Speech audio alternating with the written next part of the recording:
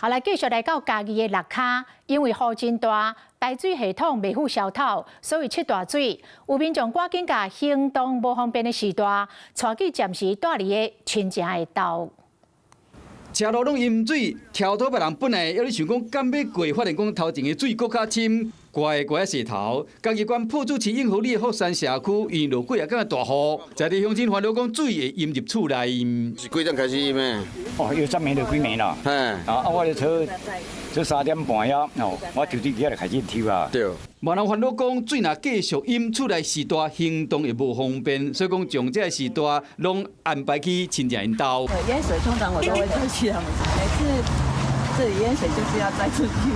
附近的六卡鄉古林嘛，因為拼大雨，就算當局第一時間就開抽水機，也不落雨量排水設施消透未去，只是講水攏淹到路面。村辦公室繼續咧抽水，並且隨時申請機動的抽水機來支援。鄉公所嘛提醒鄉親，若經過積水路段，一定要較慢的，啊若無規氣就泄露。